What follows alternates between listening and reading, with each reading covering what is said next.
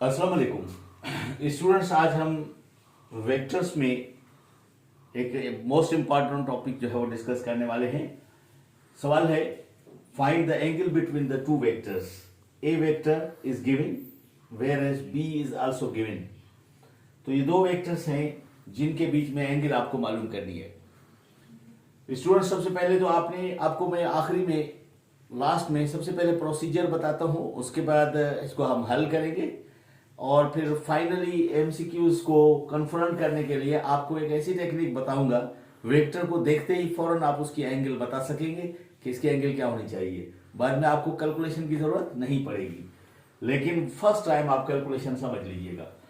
दो vectors given है unit vector और कंपोनेंट्स के, और आपको इन दोनों वेक्टर्स के बीच में एंगल मालूम करनी है। You can find the angle using dot product method or using the cross product method. आपकी मर्जी है, दो मेथड्स हैं, दोनों मेथड में जो भी आपको आसान समझ में आए वो मेथड अप्लाई करके आप एंगल मालूम कर सकते हैं। Let us see dot product method से हम किस तरह जो है वो एंगल मालूम करते हैं। दो वेक्टर्स गिवन है ए एंड बी। आपने लिखा a is equal to 2i plus 3j minus 12k and b है 3i plus 2j plus k। इन दोनों की आपने डॉट निकाली एंड डॉट का तरीकेकार क्या है, ये कल के लेक्चर में मैंने समझाया था कि i वालों को i से, j वालों को j से एंड k वालों को k से मल्टीप्लाई करेंगे and you will get the result 6i square plus 6j square minus 12k square. When you know that I square is equal to j square is equal to k square and that is equal to 1. Therefore, you can write it as 6 plus 6 minus 12. And the result will be what? AB cos of theta is equal to 0. क्योंकि dot product का formula क्या बनता है? AB cos of theta। तो A dot B की जगह आपने AB cos theta लिखा और इनकी जो रिजल्ट आपको मिली है वो 0 है। ये 0 यहाँ पर लिख दिया। फिर A और B को अपोजिट साइड डिवाइड कर देंगे इनके मॉड्यूलस को, तो cos theta is equal to 0 upon A mod and B mod. 0 upon something जो भी डिवाइड करेंगे तो रिजल्ट अगेन 0 आएगी, तो cos theta is equal to 0। cos की कौन सी एंगल होती है जिस पर रेशो इसका 0 आता है? cos की आप जानते हैं कि 90 की एंगल पर cos का रेशो cos 90 बराबर होता है 0 के, cos 0 बराबर होता है 1 के। तो आपके पास इसका आपने आर्क कास निकाला, आर्क कास 0 बराबर होगा किसके? 90 डिग्री के।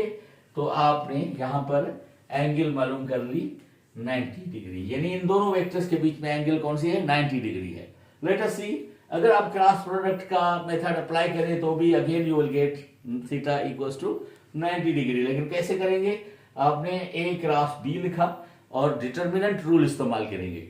डिटर्मिनेंट रूल के जरिए आप क्या करेंगे? पहले आई जे के को लिखेंगे डिटर्मिनेंट में और पहले वेक्टर के coefficients 2 3 and minus 12, 2 3 and minus 12 लिखा।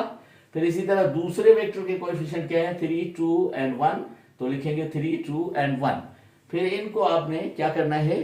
प्रोसीजर क्या है हल करने का कि आप लिखेंगे इनके माइनस निकालेंगे। ए क्रॉस बी बराबर है आई के कॉलम को आप छोड़ देंगे और जे और के के कॉलम के नीचे जो है कोएफिशिएंट्स हैं वो आपने लिखने हैं, यानी इनको माइनर कहा जाता है I and determinant 3 2 minus 12 and 1 bracket में माइनस फार्मूला का जे एंड फिर आप लिखेंगे जे वाले कॉलम को छोड़ देंगे 2 3 एंड माइनस 12 एंड 1, फिर के कॉलम को छोड़ के 2 3 एंड 3 एंड 2 ये लिखेंगे इस तरह। एंड बाद में हमने हल कैसे करना है इनको यूं समझिए कि 1 को 3 से मल्टीप्लाई करके इनकी जो भी प्रोडक्ट आएगी उसमें से 2 एंड 12 माइनस 12 इनकी प्रोडक्ट का जो जवाब आता है, इनकी जो प्रोडक्ट आती है उसको माइनस करेंगे। तो इसी तरह आपके पास रिजल्ट क्या बनी? आई 3 प्लस 24, क्योंकि ये क्या बनेगा? 3 1 जा 3 एंड 2 12 जा 24 माइनस 24, माइनस को माइनस से मल्टीप्लाई करेंगे प्लस 24 आएगा, तो 3 प्लस 24 फिर माइनस जे एंड 2 1 जा 2 प्लस और ये आएगा 36 और फिर प्लस के और 2 2 जा 4 माइनस 3 3 जा 9 एंड इनको आपने सिंप्लीफाई किया student, you got what? 27i minus 38j minus 5k and A cross B बराबर होता है ए बी साइन थीटा के, आप ऑलरेडी जानते हैं।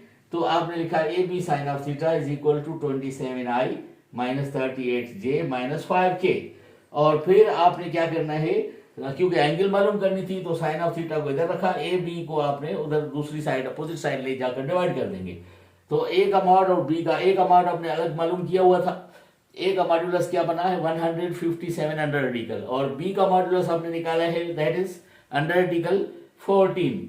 तो आपने लिखा यहाँ पर 27i minus 38j minus 5k upon A mod and B mod, और ऊपर का 27 माइनस 38j माइनस 5k, इसका अगर मॉड्यूलस आप निकालेंगे तो इसका मॉड्यूलस आता है अंडर रेडिकल 2198, और फिर नीचे डिवाइड करेंगे किससे 157 under radical and under radical 14, इसको भी मल्टीप्लाई करेंगे तो इसकी रिजल्ट क्या आएगी 2198 अंडर रेडिकल।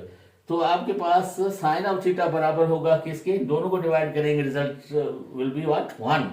तो साइन ऑफ थीटा बराबर हो गया 1 के, तो थीटा इसका आर्क साइन निकालेंगे तो थीटा क्या बनेगा 90 डिग्री, क्योंकि आप जानते हैं साइन ऑफ 90 डिग्री की वैल्यू होती है 1। तो अगेन यहां पर ये प्रूव हुआ कि इन दोनों वेक्टर्स के बीच में एंगल कौन सी है 90 डिग्री है। दिस इज द मेथड और procedure through which you can solve.